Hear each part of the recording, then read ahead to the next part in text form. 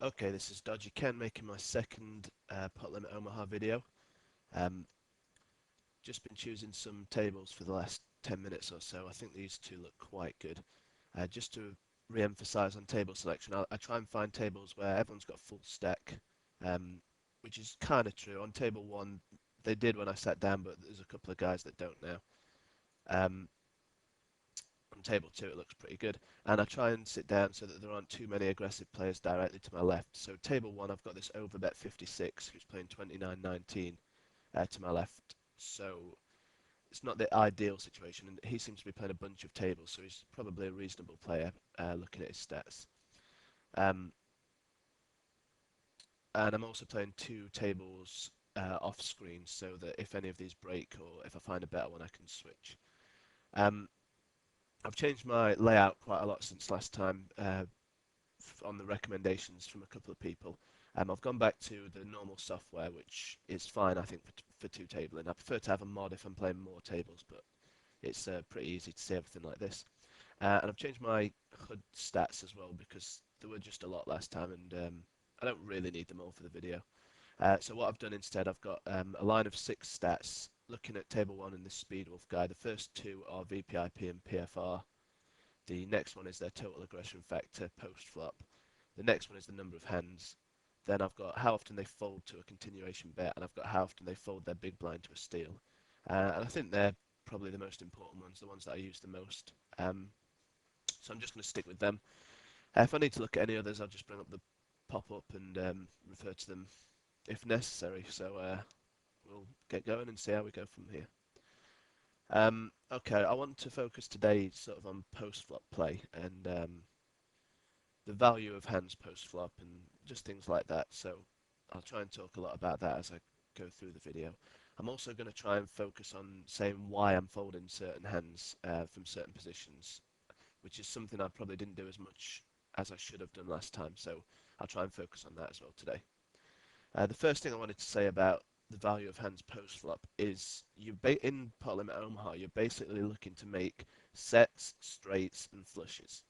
And when I say straights and flushes, I mean nut straights and nut flushes, and really like top set as well. Even middle set can cause you trouble, and bottom set is just in some situations bottom set is basically worthless. It's kind of a hindrance more than a positive. So I'll just try and discuss um, where that might be applicable. Here on table two, I've got a pair of tens, but I've not really got much else working with it. I've got a queen, but I'm just going to fold. It's not a very good hand. Table one, if this was suited to the ace, I might either raise or limp along. But I mean, you could argue for a limp here because there's 3 other guys that have limped in, but I'm just going to fold it. Yeah, so you're looking to make top set, or at least middle set. You're looking to make nut straights and nut flushes. And you're looking to hit draws to those hands as well. So if you play sort of a rappy type hand, you're looking to make the nut straight draw or the nut flush draw. And that's why it's really important to have good starting hand selection so that you are playing hands that can form nut straight draws and nut flush draws and so on. Let's just see what happens on table 2 here. This guy, the Brad, looks really aggressive. He's playing like 8 every hand. With this raise from a guy that's only raising 6% of the hands, it's an easy fold. Even if I hit a set of 9s, it's not going to be that great. It's a pretty nice hand because it's got a suited ace and it's got an 8-9, which works together. But to a raise, I'm not going to play it. I would have, if it was limped by this Patricia Voigt, I would have either called or probably raised. And this hand on table 1's just pretty garbage. 3 hearts, which is a hindrance, very, very gappy. 2 does nothing, easy fold. Table 2, this hand, again, too gappy, not suited to the ace, just a fold. Okay, so another thing that's important post-flop is having redraws with your hand. So this is something that Brian Townsend mentions a lot. Here on table 1, I'd play this hand if I was in later position. Definitely if I was on the button. But I mean, I could sometimes limp in with this, but with overbet 56 to my left, he's likely to raise if he plays, so I'm just going to fold. If I had 2 passive guys behind me, I might sometimes limp that from under the gun +1, but normally I'm just folding it, I think. Yeah, so having redraws with your hands is really important, and that's one of the reasons that double suited hands have so much value. So if you have something like 9, 8, 7, 6, that's a good hand, even if it's not suited at all. But if it's double suited, it goes up in value quite a bit because even though you want to be drawing to nut flushes, and if you've got 9, 8, 7, 6 double suited, you're obviously not going to be drawing to the nut flush. It's really important if you hit either a straight draw or the nut straight on the flop to have those redraws. So if you, I mean, say you had 9, 8, 7, 6 and the flop came uh, 6, 5, 2 or 6, 5, ace or something along those lines, and you have a flush draw as well. Now, if you end up getting all the money up in on the flop, you might be against top two, and against that you've got a lot of equity with your wrap anyway, but with your flush draw as well, you've got just so much more equity. You might be against a similar wrap to yours, where you're sort of free rolling on them because you've got the flush draw as well. Um, or if you hit the nut straight, you might be against another nut straight, but you might have a better redraw to either a higher nut straight, or you might have a redraw to a flush as well. And that's why having redraws with your hand make them a lot stronger. Here on table two, under the gun, reasonable aces here, pretty good aces, I'd say. They're suited one way, and the 8 and the 5 kind of work together a little bit. Not the greatest aces, but they're pretty good. Here, facing this guy leading into me,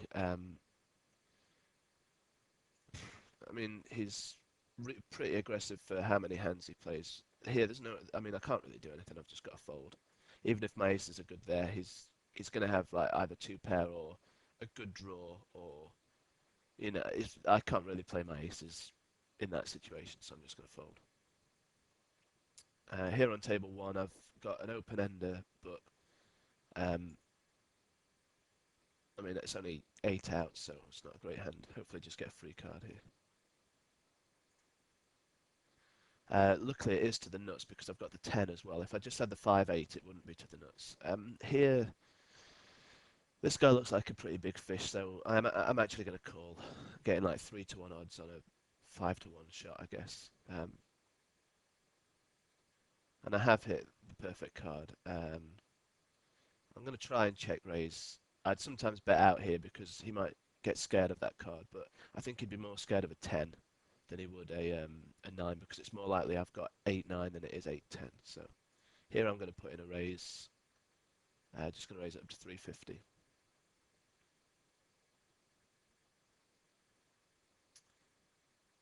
And he folds. I prefer raising there because if I don't raise, I've either got to lead the river or try and check raise the river, and I prefer just to raise there and then. Here on table one, this is a point I'm going to try and get to later, sort of what hands you can call with from the blinds facing a raise, but this hand isn't one of them because although I've got a pair, set mining's not as profitable in PLO because people often won't pay you off if you do hit.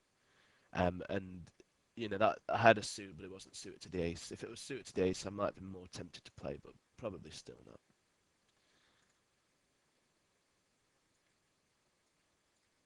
So yeah.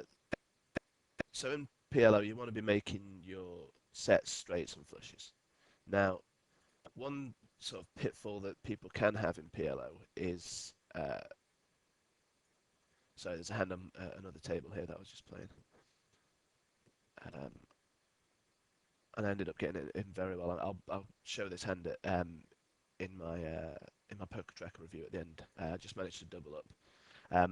It's quite an interesting hand, so I'll bring that one up at the end of my poker tracker review. Yeah, so one thing that can get people into trouble in PLO is playing two pair after the flop. Now, two pair is not really a very good hand in PLO. Top two pair is good in some situations, but bottom two pair and top and bottom pair are just not worth putting any more money in almost always after the flop. Top two pair can be okay, but really you want to have some sort of redraw with your top two pair. I mean, again, it really does depend on the situation, and I'll try and discuss that if we get into any situations and things like that. But in general, two pair isn't that valuable, and you don't want to be piling a lot of money in with two pair unless you've got some sort of good redraw as well. So an example of that would be if you had a hand like Queen Jack 10-9 and you hit a 10-9 4 flop. that's a situation where I would try and get a lot of money in because it's unlikely anyone's got uh, three tens or three nines just because um, you've got one of the tens and one of the nines. So someone might have bottom set, but you've got decent equity against that anyway with your open ender and top two, and add to the fact that they might not have um, the bottom set, and you'd want to get money in that situation because someone might have the top two pair and you're free rolling on them. Someone might have um, like a wrap type hand similar to yours, but you've kind of got that covered, and you'd also be ahead of them at the same time. So sorry, what I didn't explain that very well. What I mean by that is if the flop came 10-9-4 and you had Jack Queen 10-9, and someone else has got something like King Queen Jack X, so they've got a decent wrap. Um, you've actually got some of their wrap outs covered. Some of their rep outs give you the same straight, so that's another bonus point. And you're actually ahead, so if they completely miss, your two pair's going to take it down. So that would be a situation where top two pair would be a good hand. A situation where it wouldn't would be, I don't know, something like on an ace king 10 flop, top two pair would be pretty bad there. Um, and some other situations, I'll try and think of them as we go through the video. Here on table two, I've hit bottom trips. I'm just going to bet out and probably take it down. No one bet the flop, so I don't think anyone's got ace king or three aces or three kings, so I'm probably just going to take that. And I probably would have fired that even if I hadn't had the bottom trips. I'd probably just bet that whatever.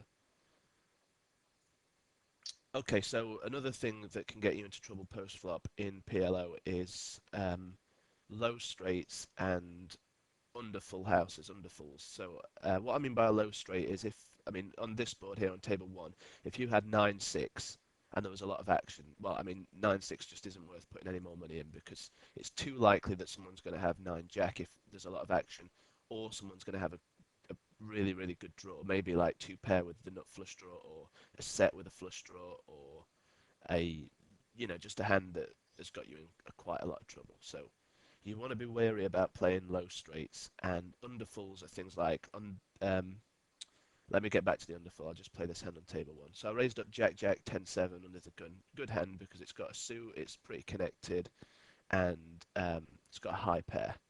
And I've hit top set on a drawy board. So this is a spot where if you had a set of threes here and you were getting a lot of action, this is a spot where I might chuck away my threes because you're either going to be against a higher set or you were going to be against, let me bring it back up. If you're getting a lot of action with threes there, you're going to be against a higher set, or you're going to be against like a 10 queen 8 hand, maybe with a flush draw. So you don't want to be putting in a lot of money with pocket threes there. Even if you had pocket nines, I'd be getting worried if there was a lot of action, but I probably would go with it there just because of the draws out and things.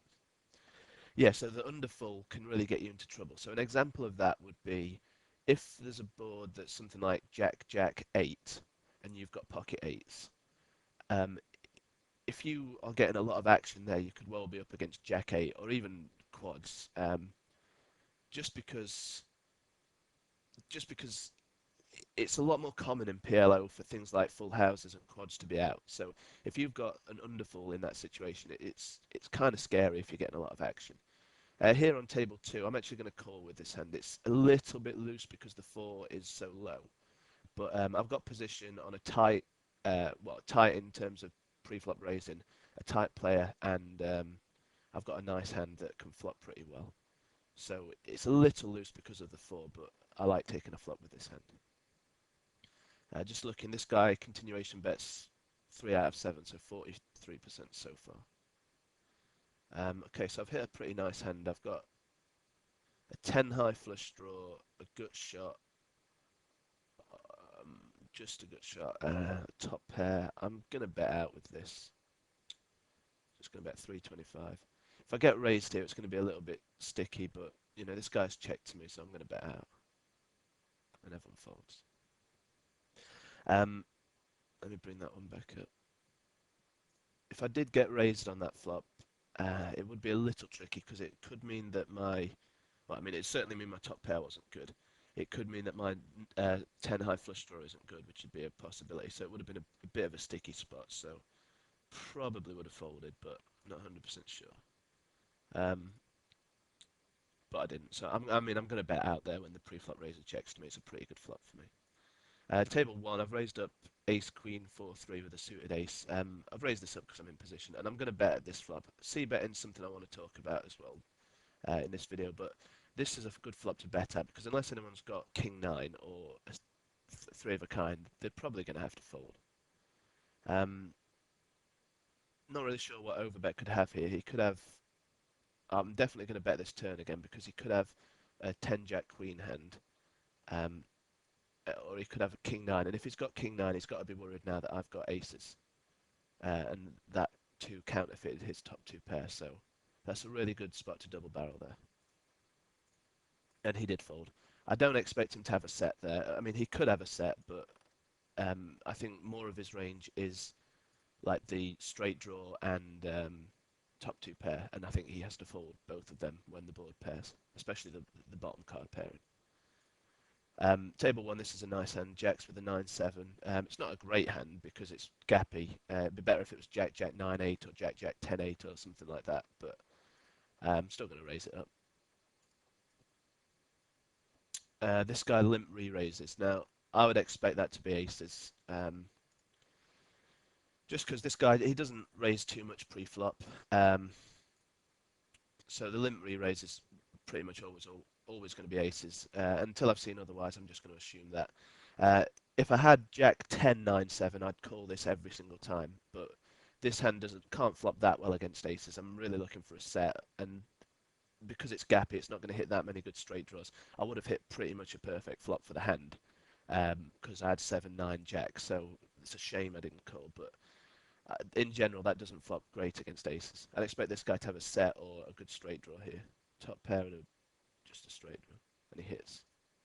So yeah, this guy did that with ace, ace, 6-3. So that's definitely something I'll note down.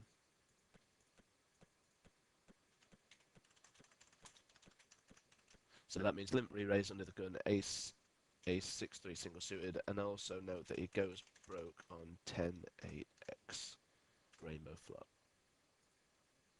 Okay, so table 2, I've raised up ace 9-7-6 double suited, really nice hand on the button. I've hit an ace. I mean, I'm not betting on the value of my ace there, I'm just c-betting because 1, this person folds to c-bet 73% of the time, and 2, that's just a really hard flop for them to continue on. Let me just bring it up. Really hard flop for them to continue on without ace 10 or a set, so I'm going to be betting that. This is, again, on table 2, this is a little bit loose, this raise, because I don't really want to be making the low sets, but I have got a really tight guy to my left, and, you know, I'm going to make that raise. Here, just trying to decide whether I want to c-bet this or not. I'm going to check just because there's 2 players, and I think a jack's pretty likely for someone here. If they check to me again, I might take a stab, but I might just check it behind.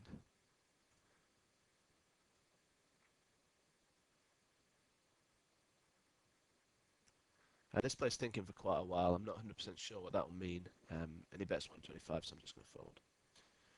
Here on table 1, I think I'm actually going to change table 1 because it's got 2 short stacks now, and this guy seems reasonable, so I'm just going to leave that and bring one of my others in. Just trying to decide which one I want to bring in.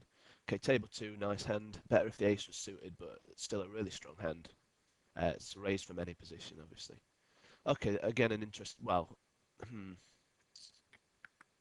this is an interesting spot because this guy's like, obviously, this is effectively all in. I'm either pushing here or folding. Now, I'd normally expect a re-raise to be ace, ace, x, x. So this hand doesn't play well against that all-in pre-flop. Here, though, this guy is so sure, and I've got one of the aces, which makes ace, ace, x, x less likely. So you could argue to go for it, but you know, I've not really seen too much of him. I don't know anything about his play. I'm just going to fold this.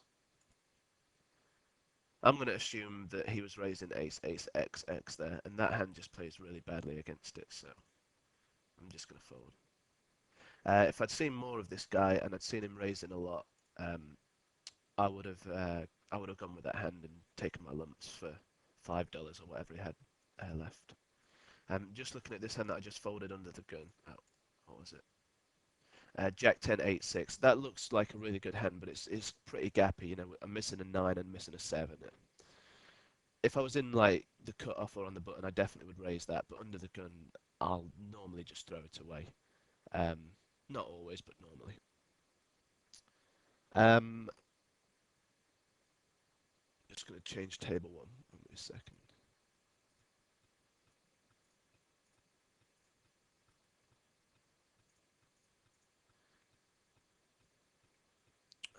Which table do I want to bring in? This one will do.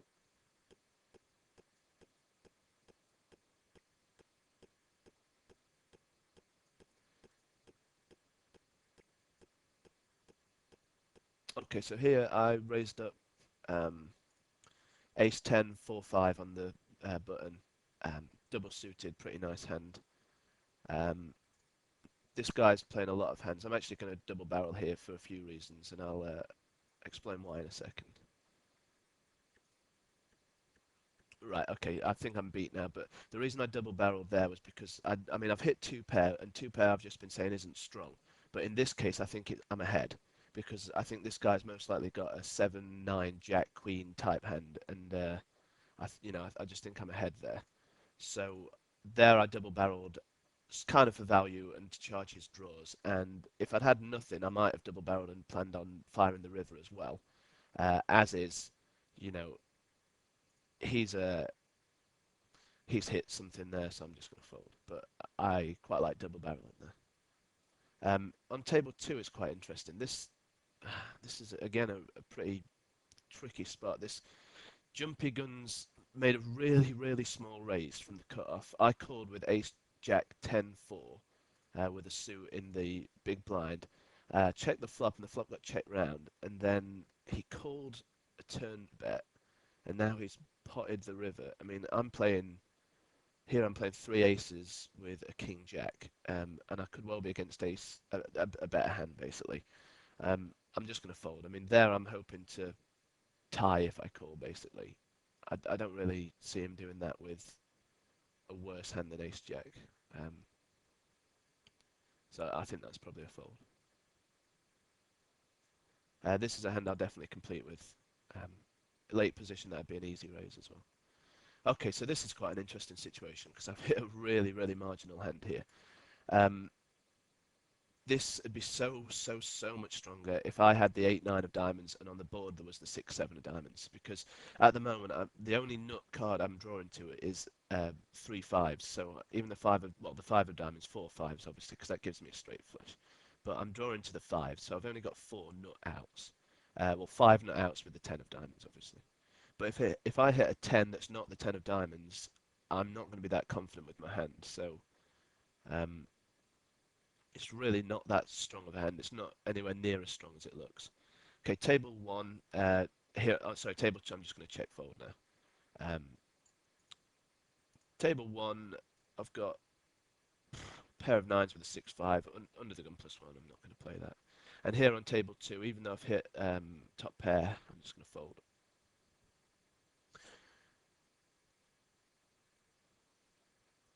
Okay, so and he had a two pair there, so um, so one of the other things I wanted to say about post-flop hands is that if you flop the nut straight, um, that's not always that great of a hand. Here, looking on table two, I think this could be a mistake actually because this guy's so short. This is why I really hate playing against short stacks because raising this hand might even be a mistake here. I could have possibly just limped. I've hit like a 10 high flush draw. I'm going to check behind and hope to hit a spade and hope that it's good and things like that. So now I've got an open end straight draw um, with a 10 high flush draw.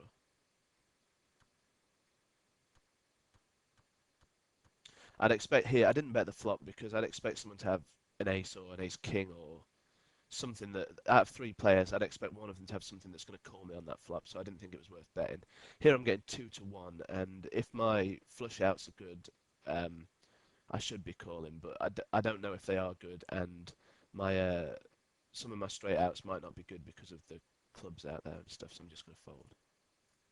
Yeah, so in Omaha, it can be an interesting situation if you flop the nut straight, because often if you flop the nut straight and there's a lot of action, then you really want to be folding it. Even though you've got the nuts on the flop, you want to be folding. Yeah, so this guy had three kings there. So checking the flop was definitely the right thing to do. No one did have my flush draw covered, and this guy made a really loose call there with. I mean, wow. I mean, he had outs for a 9, a 10, a jack, and a queen, but he can't be confident if it's a spade or a club. So I think that's a pretty loose call. I mean, I wasn't really watching and checking the odds, but it looked pretty loose. Yeah, so if you hit the nut straight and there's a lot of action, you often want to fold it, even though you've got the nuts, because say you flop, uh, say you flop Broadway, so the flop comes like Ace King 10, and you've got just Queen Jack, and you've got nothing else, something like Queen Jack 9 8. Then if there's a lot of action, you're probably going to be up against another Queen Jack, but that Queen Jack could have a two pair with it, which has um, got some outs to a full house, or it could have a set with it, which has got some outs to a full house, obviously. Or if there's a flush draw out, you could be up against Queen Jack um, with the flush draw and just things like that.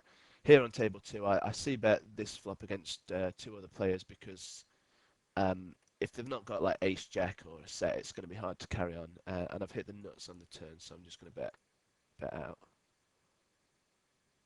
He folds. I mean, my bet was a little big there. I could have possibly bet less. Possibly should have done because there was no flush draw out, so probably should have bet less there. If there was a flush draw out, I like my bet size, but could have bet less. Um, yeah, so if you've got something like just a bare Queen Jack on a Ace King 10 flop and there's a couple of diamonds out and someone bets and someone else raises before you, that's a spot where I'd just chuck my hand away. And the reason for that is because you're going to get in either you, it's very, very, very likely that someone's got the same straight as you. So you're only playing for half the pot anyway. And with that action, it's likely that someone's got a straight with a redraw. So you could win half the pot, but you could lose the whole pot a fair amount at the time too. So that's a spot where I just fold the nut straight. And you know, things like that are quite hard to grasp at first, but there are definitely situations where you want to be folding the nut straight. And the other thing I wanted to say about post flop hands is aces aren't often very good post flop. So if you've got aces and the flop doesn't favour you very much, there's nothing wrong with either not even c-betting your aces or folding your aces. And I'm hoping that in the next video or the next two videos or however many I make, I'll be able to come up with some situations in Poker Tracker to sort of demonstrate these points. But for now, I'm just trying to sort of say them just to make you aware of them. But I will try and get some examples together so I can demonstrate the points a little bit better with some actual hands. But in general, aces aren't that strong post flop. If you get a redraw with them, I mean, that makes them a lot stronger. So if you've got aces and you've also got a straight draw, that's a lot better. If you've got aces with the nut flush draw, that's a really good hand. And normally I would be playing to get all in with that. Here, table two, again, a little bit loose of a raise, but this guy behind me is so tight that I don't mind doing it. And he's re-raised, so I assume here he's got aces again because he plays tight and I'd assume he's got aces. I haven't seen him re-raising a lot. This hand, if it was like Queen Jack 10-8 or something, I might call, but it's not going to outflop aces that well, so and I'm out of position. So I'm just going to let it go. Table one, I raised up 8-7-6-3 under the gun plus one effectively. A little bit loose again, but I like that hand because it's pretty strong. I like that hand. Table two, if I was in later position, I might play this, but I'm just going to fold that under the gun plus one. I just want to quickly bring that hand back up. It's not a really strong hand, this 8-7-6-3, but it's reasonable. It can flop pretty well, and I shouldn't get into too much trouble with it. So I don't mind raising that up under the gun plus one. I wouldn't raise it up every time, but I certainly don't mind. And if you look at my stats, I'm playing really tight here. So this table here, if this board was rainbow and I was against just two other players, I would have fired out on that turn. But I don't think I'm going to take it down enough, and it's likely someone's got a jack. So okay, so a couple of other things I wanted to mention. One of which was blind stealing. So in No Limit Hold'em, it's blind stealing's a very important part of the game. Sort of in late position, making a raise with a lot of hands to try and take the blinds down. Now, that's not going to be as effective in Pot Limit Omaha just because people are a lot looser. I mean, if you look at both my tables, when I'm on the button, the big blind on here is playing 61% of his hands, and on here playing 50% of his hands. So my blind steals just aren't going to work as often. So, I mean, this is a good example. I'm going to raise up this hand because one, I've been tight, and two, it's a pretty good hand, and three, I'm on the button. But I expect to get called by the big blind here most of the time. Um, I'm still going to raise it up because I think I can outplay them post flop, so I don't mind doing that. But just be aware that your blind steals aren't going to work as often in Pot Limit Omaha, and also your continuation betting probably won't work quite as often. So it is still important to be raising up a wide range in late position and C betting and things like that, but just be aware that it's not going to work as much. And I mean, with C betting, again, I'm going to try and discuss this in a little bit more detail probably in future videos, or I'll just refer to it a lot. But in general, I probably C bet a little bit less than I do in No Limit Hold'em. But having said that, I do still C bet quite a bit. Um, Here, table two, this is really frustrating playing against a guy raising 25% of his hands, but only with a 950 stack. I mean, just really frustrating. I really hate short stackers at Omaha. Here on table one, I'm going to bet out because I've got 2 5s, so it's unlikely he has a 5, so he can put me on the nut straight here from the blinds. So just going to bet. If he called and the turn either paired or didn't come with a club, I probably would have bet again. And I might have even three-barreled had he called and a non-club falls on the river. And here, this guy's so tight that I'm going to raise a lot of hands, and that's not very good, but it's coordinated enough for me to raise. Here, Jack's rubbish hand. I mean, the king works a bit, no suits to a raise from a short stack. I'll fold. But against this short stack, if I get hands like kings and aces, I'm going to be re-raising them and trying to get it all in with him, basically. Um, but like I say, it's frustrating. Yeah, so with C betting, a lot of it depends on the flop texture. So, for example, on a flop like this one on the left, Queen Queen 2, if I'm against one person, I'm going to C bet that most of the time because they've got to have a queen really to continue. Or, I mean, even the nut flush draw. The nut flush draw might call a bet, but on a paired board, it's even hard for the nut flush draw to continue really. So I'd probably C bet that flop 100% of the time against one, and maybe even sometimes against two players. Uh, Flops that have got a lot of draws on, I'll C bet a little bit less because people can hit big draws in Pot Limit Omaha, and people don't want to let those go. So if there's a big draw out on a flop, then it's less likely your C bet's going to work, and you might even have to fire 2 or 3 barrels to get them off the draw. But that's quite a risky thing to do, and it takes a lot of sort of experience and feel for the game before you can realise when a 3 barrel will work. So um, it's probably best to stay away from C betting on the drawy boards unless you've actually got a strong hand yourself. This hand looks really nice on table one, but it's really not that great with all the gaps, so it's a fold. From late position or the button or whatever, I might have raised that. Um, Table two, this is a decent hand. It's under the gun, but I'm effectively in the cutoff because these two guys are set out. Uh, it's not as great because it's only suited to a king rather than an ace, but I'm still going to raise it up.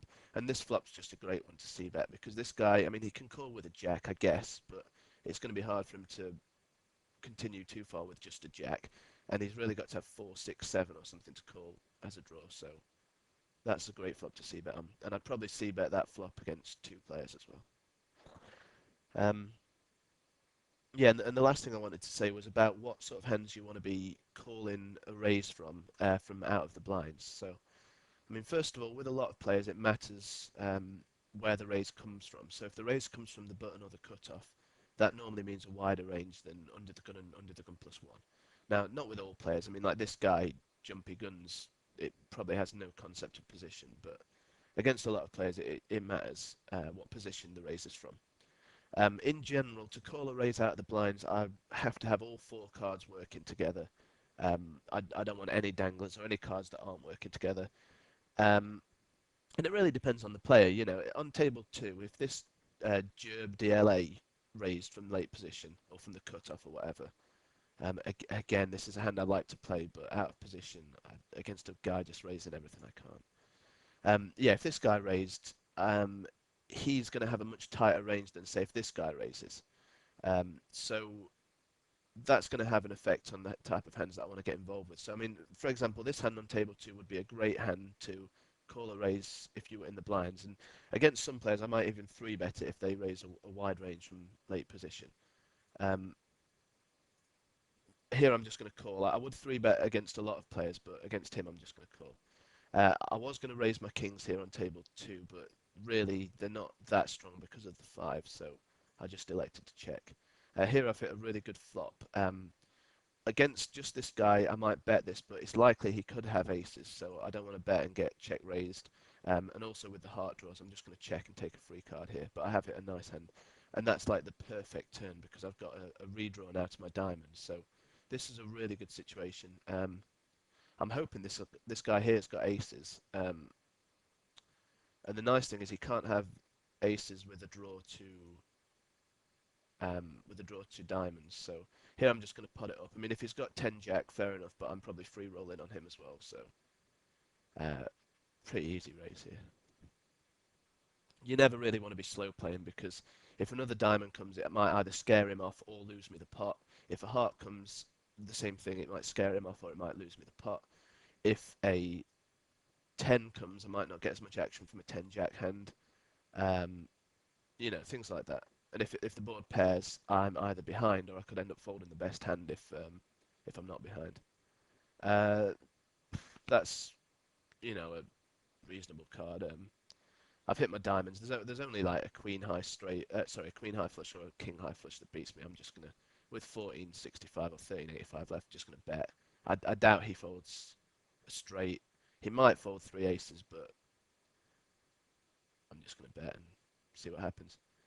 Here on table 1, again another short stack. This really sucks because I raised up my king 7-2 for value and an ace flops. I'm just going to check and see what he does on the turn. You could argue that I've just got a shove there, but I'll check. Here I've hit. I think he'd bet with an ace. So I'm just going to put him all in. I've got a flush outs and I am quite a way ahead, but I lose. Table 2, nice hand, double suited aces with a jack in there as well for some straight possibilities. Again, table 1, again a little bit loose this raise. Seem to say that a lot, but this is a little bit loose. But with this really tight guy behind me, I'm going to make quite a few raises from the cutoff. Here, this Gerb DLA leads into me. Now, this is a spot where, I mean, I'm going to throw the hand away. But I mean, he could well be doing it with a draw. But if he has got a draw, it's likely a pretty good one, a 10 jack queen tap one, and I've got a guy behind me, so I'm just going to throw that away. And here on table 1, I've got a 10 high flush draw on a paired board. I'm just going to fold. Yeah, so hands to sort of be playing to raises from late position. You want like 4 cards working together, so rappy type hands, preferably with some suits as well. And like things like aces or kings, especially with suited ace or suited king, and especially with other cards that work well together, I'm definitely at least calling. I won't always be re-raising with my aces hands because a lot of people can put you on aces if you re-raise, so and then they can play that accordingly and either bluff you out on the flop or know if they're ahead of you on the flop and things like that. So I won't always be re-raising my ace XX hands from the blinds.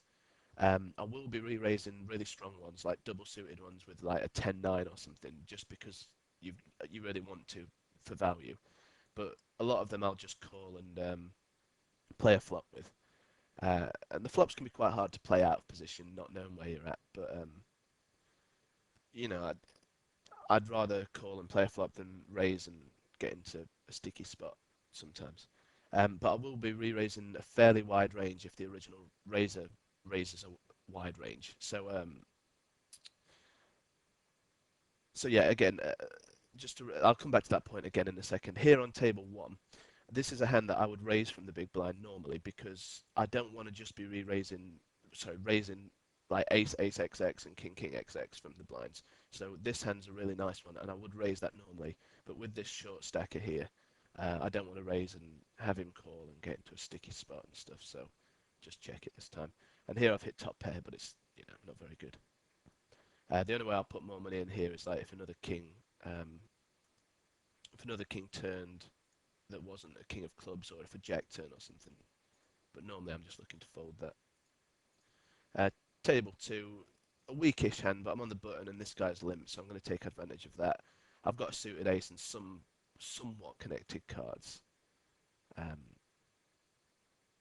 This is a flop where, like I said before, I'd often bet this into two players, but I really don't want to get re-raised by a queen here, check raised by a queen, so I'm just going to check and try and hit my flush. Now I have hit my flush.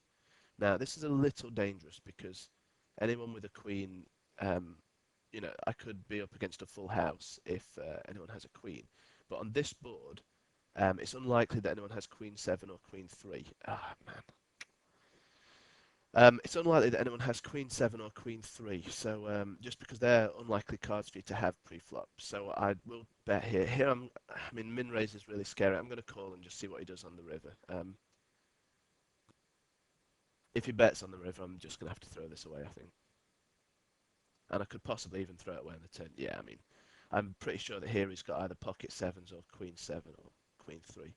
I really doubt he's doing this with a flush, and I really doubt he's doing it with just a queen, so just going to fold here. But, I could possibly fold to the min raise, but I don't know enough about this player, really, I don't think, to make that fold. I'm just going to sit out when the blinds come to me. Yeah, but there, I think it was less likely that anyone had the full house just because of the cards that were up there. Like if it was Queen Jack, Queen 3 Jack, I would have checked behind on that turn and gone from there. Table 2, I'm not going to bet my aces on that board. Here I could be ahead actually, but I'm just going to check and hope to show it down. 7-8 just got there unfortunately, but I'm probably ahead. But I don't think I'm going to get a bet out of anyone really there. Table 1, I flopped the nuts with ace jack, just bet it out and took it down.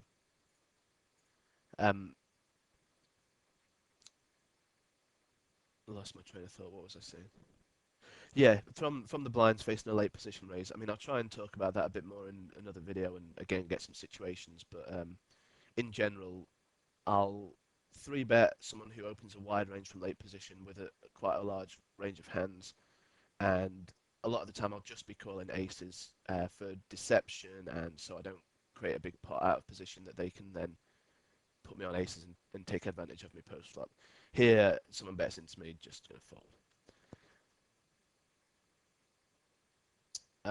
Okay, so I'm gonna play one last hand on table 1, then bring up Pokerstrategy. And again, if there's any, well, first of all, I appreciate people watching these videos, so thank you for that. I also appreciate any feedback that anyone gave me on the first one, and hopefully you'll appreciate the fact that I've tried to take all those things into consideration. So I've changed my layout and things like that. If there's anything else you can say, please tell me. I certainly won't feel like it's criticism. And my aim is to just make these videos as good as they can be. Wow, that guy just bet out with nothing there. What did that guy have? Ace. So this guy leads a 3-way pot with air on ace 4-3. So I like to make a lot of notes in Omaha, actually. I haven't been doing in these videos, but I do make a lot of notes. And the things I try and note down are, first of all, what people re-raise with. I like to note down what people do with draws, whether they call or raise, what people are leading into me with, just anything that really helps me. As you play more and more PLO, you'll figure out what sort of things you like to know, and you can go from there. Here, this is an interesting spot because even though it's a coordinated board and I'm 3-way, I'd normally c-bet this because I'm holding 2 jacks, which makes 10 jack a little bit less likely, and an ace flopped. And when you raise, people like to put you on aces and things like that. But with this guy being really loose, I don't really want to. Now they've checked me again, I'm definitely going to take a stab at it because I would have expected someone with a queen to bet here. So I'll definitely try and take this down.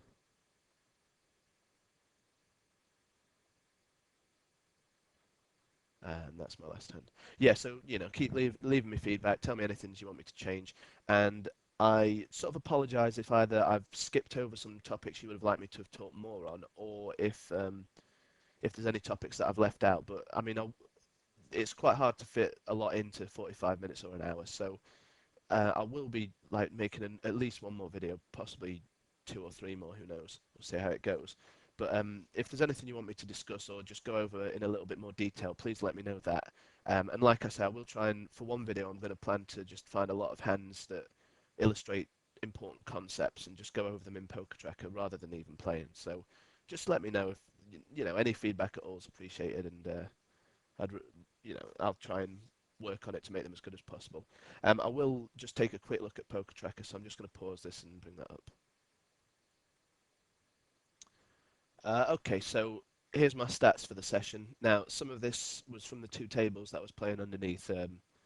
I dropped that down to one table when I changed the tables that you could see, and I then stopped playing the other one near the end. So there's a few hands there that you didn't see, and I mean, this winnings is basically from one of the hands that you didn't see that I'll bring up in a second. Obviously, my stats for the session were 24, 19-20. Pretty standard, I guess. A little bit higher pre-flop raise than normal, but that was because I had a couple of really tight guys to my left, so I opened some more hands from the cutoff than I often would. This attempt to steal blinds is really high, but again, that's one of the reasons for that. And this VPIP from the small blind, I'm not actually sure what my standard one is. I'll try and find that out and discuss that at some point, but I like to play tight from the small blind, so I'm happy that that's really low. The other stats, obviously too small a sample to do anything with. It was suggested to me that I spend part of the video discussing PLO stats and the difference between them and no limit stats, so I'll try and do that at some point, but I'd like to do a little bit of research into that before I start talking about it, to be honest, and ask some other players sort of what their stats are and things like that. So I will try and do that, but it probably won't be for a while yet. Okay, looking at the hands, I bring up the big winner that I played on the other table. So just make sure you can see this. I think you can there. So yes, I've got ace, jack, jack, four, double suited. So a nice hand. I'll raise that under the gun +1. The four's okay here because you can hit like 2, 3, 5 type thing, but it'd be better if it was like a 10 or a queen or something, but still raisable. And I hit a really, really nice flop. So I've got here, this is really interesting because I've got top set and I've got the nut flush draw. And obviously, like, there's a straight out, there's queen 9 or 7-9 out, but my hand is a favourite over those hands. So this is a great flop for me, and I'm just looking to get money in. So this Louise 55 bets into me. I can't remember how she was playing. So she was playing 55-7. So obviously she can definitely have a straight here. She bets full pot into me, and now I've got a choice. I can either call, um, or I can re-raise. And I kind of like both of those. I like raising because um, I've got a strong hand, and I'm a favourite against a straight, and I want to get as much money into the pot as possible.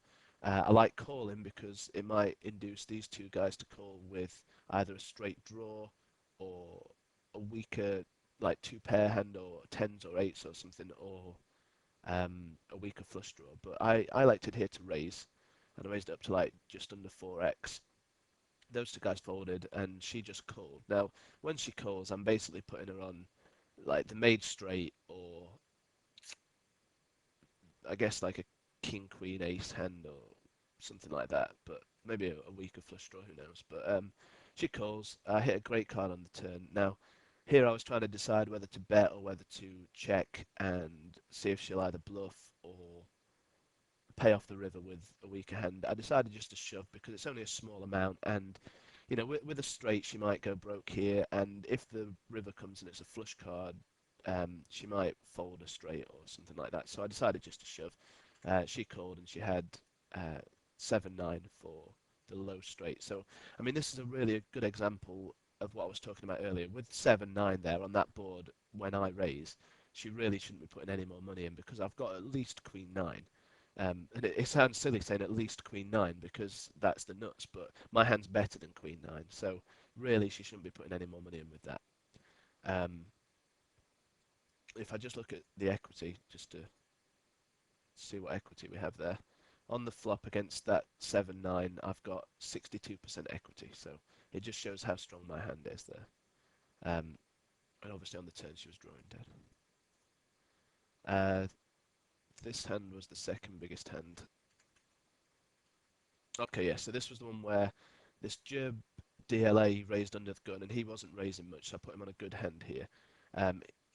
Two other people call, and he checks, and I decided to check the flop. I like my check here because this guy has either got aces or kings, in my opinion.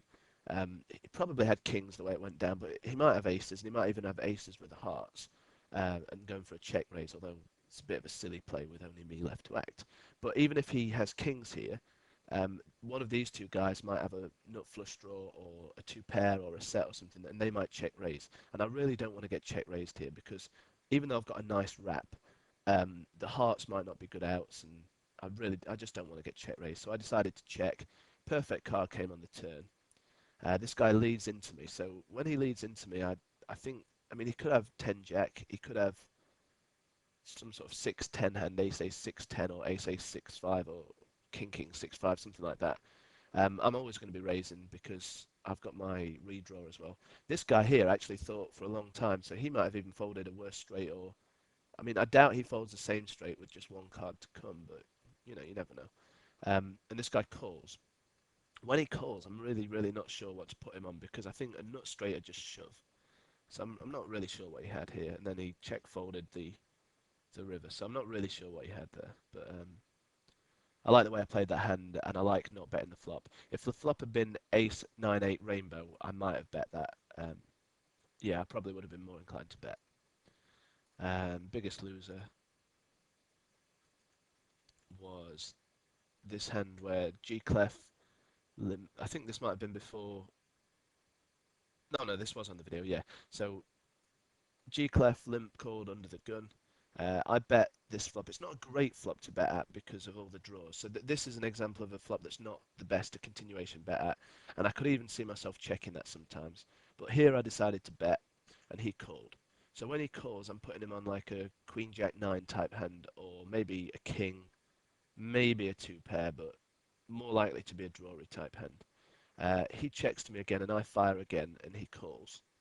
Um, and here I would be planning on, well, actually here I wouldn't be planning on three barreling the river. So because I've got two pair, so I've got some showdown value. So, but if I'd not got two pair here, say I got something like 5-6-7-3 or something random that doesn't really connect with this. My plan when I fire this would be to bet the river if any non sort of 7-9 Jack Queen Ace type card hits. Like there's a lot of rivers that I'd fire again because I think this guy's got a draw, and I think I'm going to be able to take the river down quite a lot. Unfortunately, the river came a terrible card. It came a heart, putting a flush out there, and it puts like loads of straights out. He bets half pot, and I just fold. But I like my play there. It's a little bit risky because you're putting a lot of money in with a weak hand, but once you get a good feel for what people have and things like that, you can start making some plays like that. I mean, to a beginner, I'd probably recommend just checking that flop behind, and then on the turn, I'd probably fire a bet if it got checked to me on that turn. Um, but yeah, I'd probably check that flop behind actually. I'd probably recommend doing that, and then firing a bet on that turn, and then obviously fold into the river. But still some decent points on that hand. Okay, I think I'll probably leave it at there. Again, if any feedback is greatly received, gratefully received, so please leave me some feedback. Hope you enjoyed the video. If you want to discuss any of it, PM me or send me or send a post on the forums or whatever, or hit me up on AIM or MSN or whatever. My name on AIM and MSN is Dodgy Ken, so feel free to hit me up on there. Okay, good luck at the tables.